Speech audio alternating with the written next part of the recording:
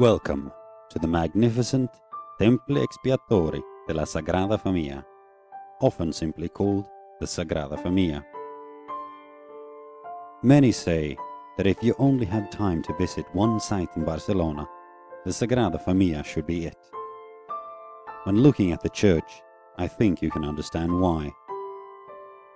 Even though the church is still under construction, it has become a symbol for Barcelona and the Catalonian region.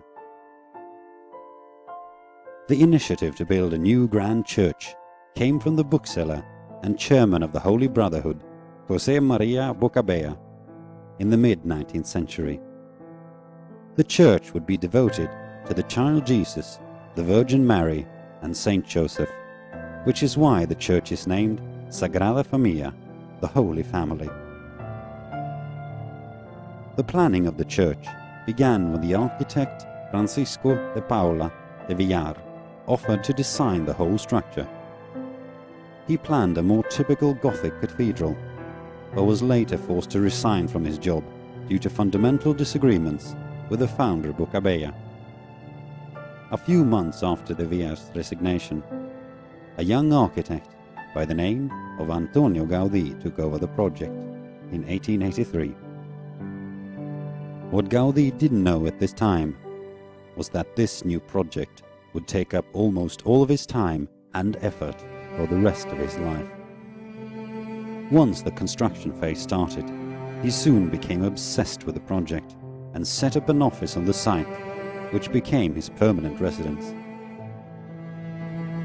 His plan was to build facades which would represent the birth, death, and resurrection of Christ.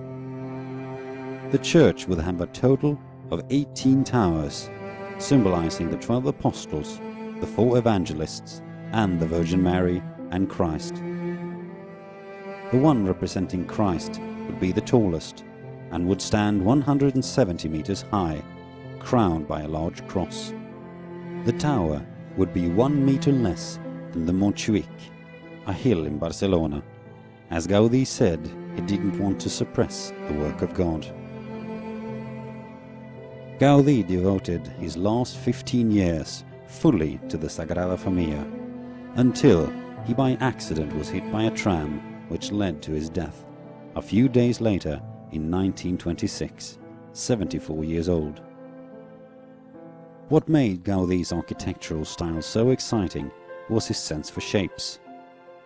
Instead of designing buildings with straight lines, Gaudí worked much with loose, vivid design. The Casa Milà and the eastern facade of Sagrada Familia are perfect examples of this, which you will see later. Arguably, no other architect in history has ever had such absolute influence on a city as Antonio Gaudí has had on Barcelona. There are great works of his modernist style all over the city, but the greatest of all his works is of course what you have in front of you right now. After Gaudí's death, work continued as planned. However, with the outbreak of the Spanish Civil War in 1936, work came to a halt and part of Gaudí's model and plans were destroyed. The present design is based on reconstructed versions of the lost plans, as well as a modern adaptation. Today, computer technology is being used to pre-shape the stones off-site, rather than shape them on-site by hand. This has significantly affected the pace of the construction, and it is now scheduled to be completed around 2020 to 2030.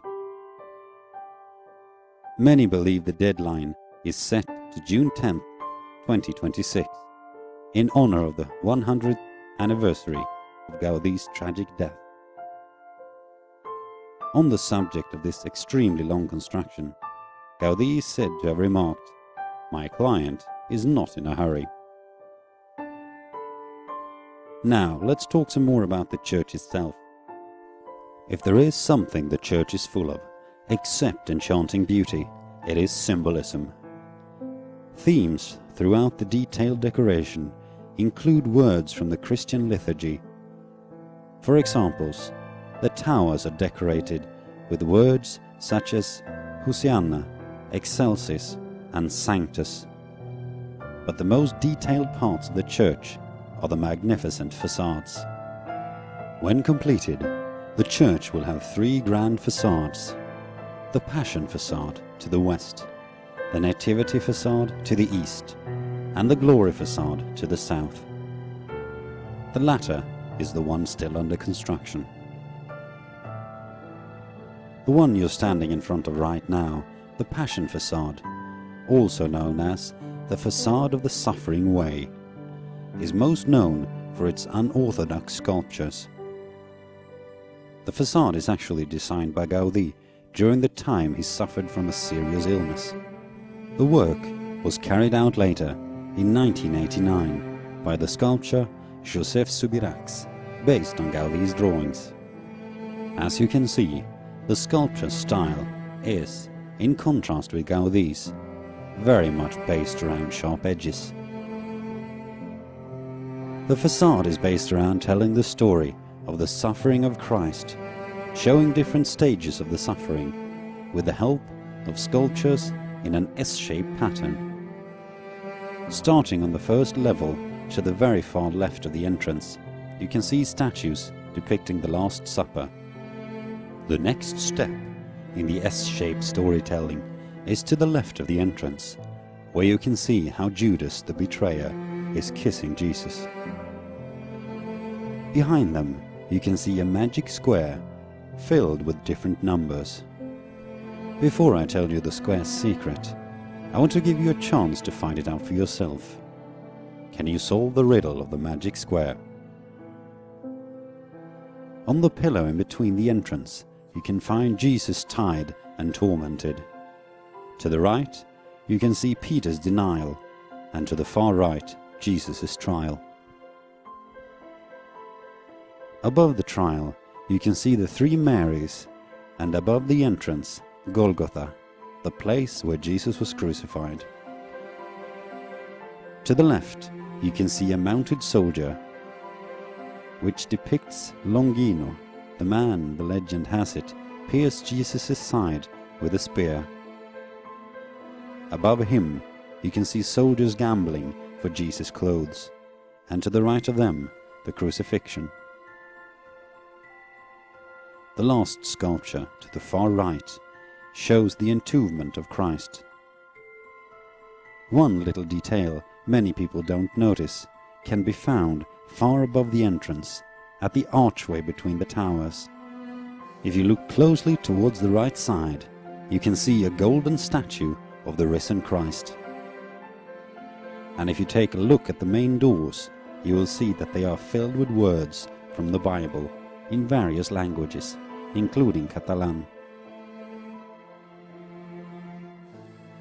You should now be standing in front of the magnificent Nativity facade. This facade was built before work was interrupted by the Civil War, and bears the most direct Gaudí influence, as I mentioned earlier. It consists of 4 bell towers and 3 large portals. From left to right, you have the Portal of Hope, the Portal of Charity, and the Portal of Faith.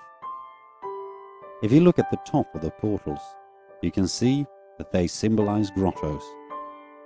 In fact, throughout the whole Nativity facade, there is a clear theme of nature, as many of the sculptures symbolize vegetation, people, and birds. This is a celebration to the ever-changing nature and to the creators of all forms of life. The leftmost portal is known as the Portal of Hope. It is covered in flora and fauna from the Nile. The portal shows the flight of the Holy Family into Egypt, and to the right you can see the Herod murdering innocent children. The portal also displays some hope in form of Joseph standing together with his son above the doorway.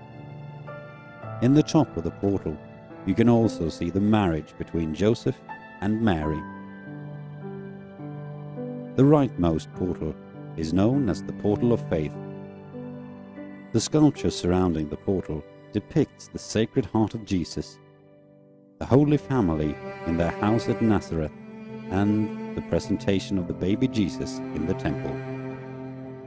In the very top, you can see the Immaculate Conception, a Roman Catholic dogma which says that the Virgin Mary is without any original sin.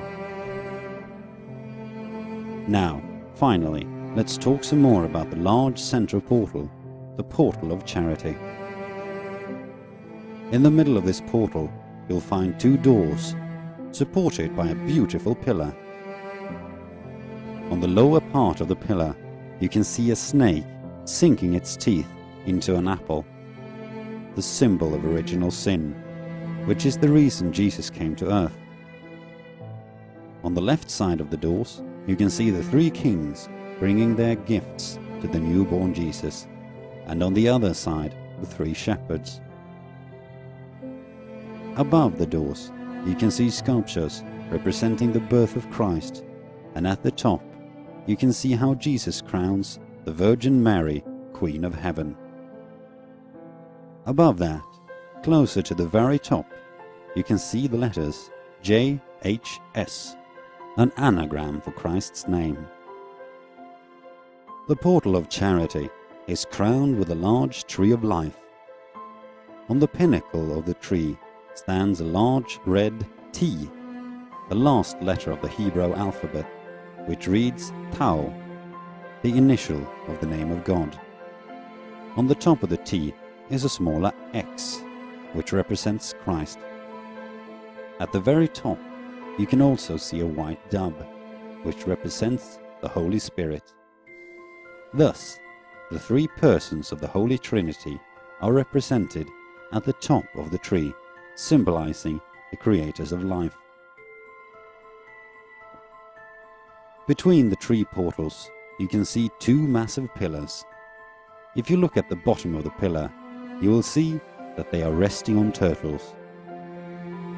Turtles have long been seen as divine animals with connections to the heavens and the cosmos, known for their longevity.